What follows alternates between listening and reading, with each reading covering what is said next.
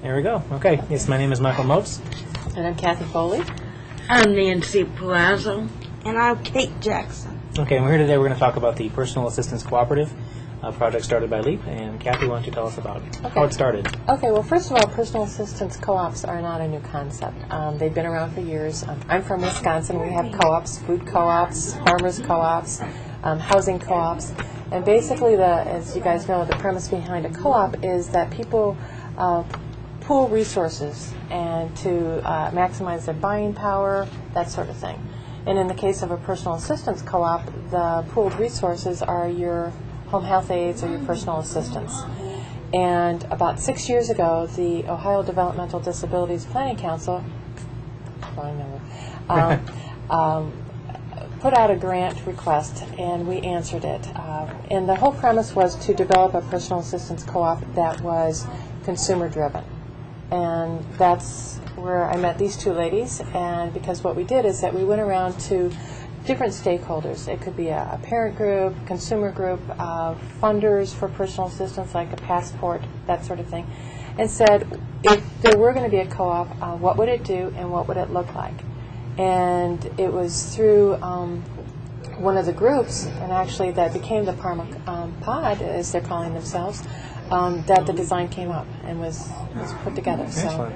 So before the co-op, I mean, each of you went through a Medicaid agency or a home health aid agency Yes. to get your aids? Okay. And what's different between the way it was when you were with the agency and the way it is today with your co-op?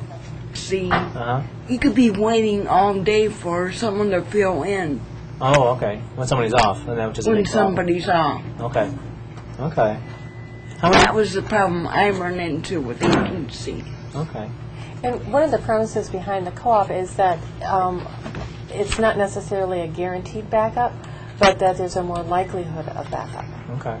How many aides work in your co-op, and how many people in Parma use? There's co-op? about 8 aides Okay. and 7 consumers Okay. in the Parma area. Okay. Who are all kind of, you share attendant care, right? And you share aides, and if a person is off, like in this case, you mentioned it's a highly likelihood if somebody calls off, Right. there's 7 more people who may be available, right? to Right. fill in. And more than that, they're in the building. It's not like they're coming across from Rocky River or someplace. Or they're in the general area, because Okay. there's one person that Nancy did a great job of helping with. Both Nancy and Kate are the coordinators for the Parma Co-op Pod. Okay. And there's a woman who lived on the east side but worked on the west side, and all she needed was a half an hour of personal assistance. And you arranged for one of the aides from your group to go over and help her at work. So they've been working together for how long now? I would say 4 years. Going on 4 years. So without that personal assistance coming over, this woman would not be able to work. Wow. But you've had some pretty good experiences in terms of, I remember you saying something about you have 4 that you know that you work with, but then there's more. Right. I have 4 main personal attendants, but there's 4 more that I can choose from, with a total of 8. And like for instance, I went to Solidarity this past May, and I was able to choose one of the aides from the co-op, which made it easier for me than choosing an agency aide, because I was really nervous about them transferring me and them not knowing my way of care. And I was able to go there and just relax, and she was able to take care of me and know my plan of care. And this conference was in Columbus, so you were traveling to a different part of the state. That's right. So, and having to have an agency aide from an agency that you weren't used to working with. Right. Okay. So you didn't have to do that, did you? No, I didn't have to do that. And also, like an agency, like without the co-op, if you'd still gotten your attendant care through an agency, I mean, they have restrictions. Some of them, I think, right? You can't. Right, I wouldn't have been leave the able. building, can't go to Columbus. I wouldn't have been able to travel with an agency aide. Okay. I've also gone on cruises with my aides. There's been like 4 of us with disabilities, and there's been about 5 aides that go.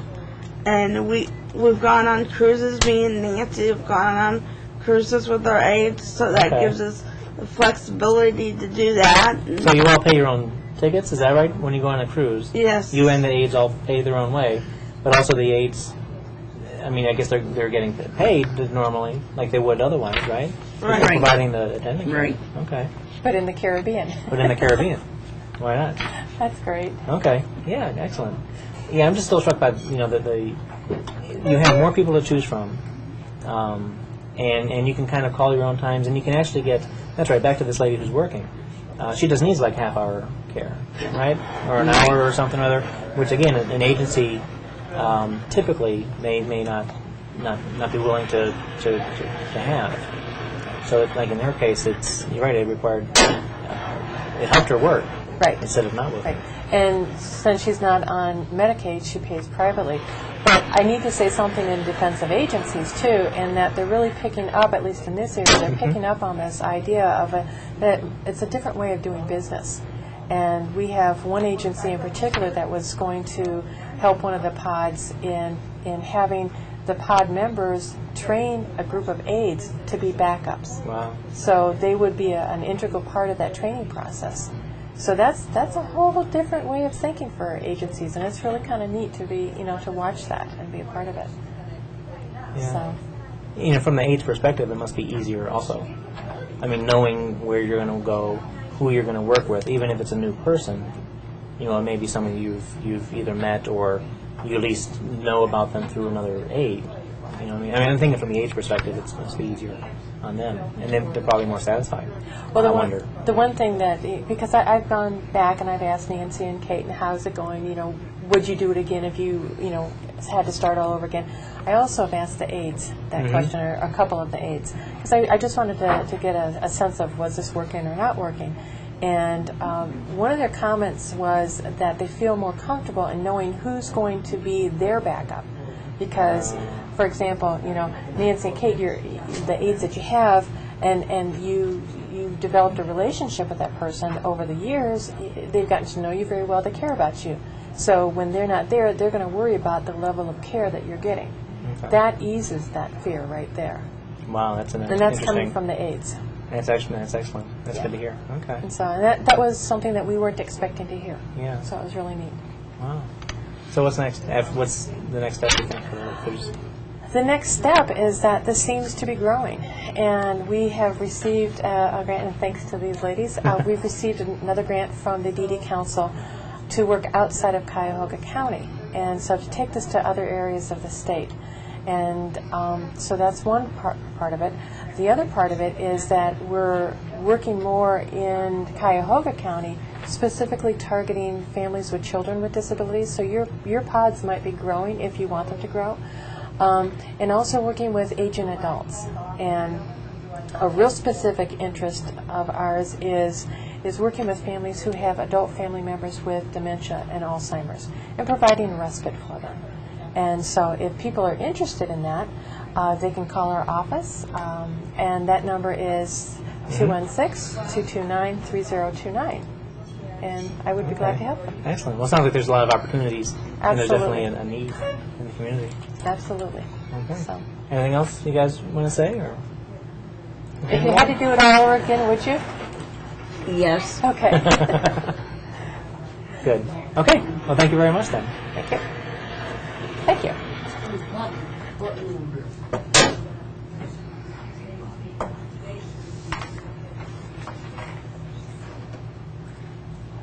There we go. Okay. 11 and a half minutes. We'll cut them in.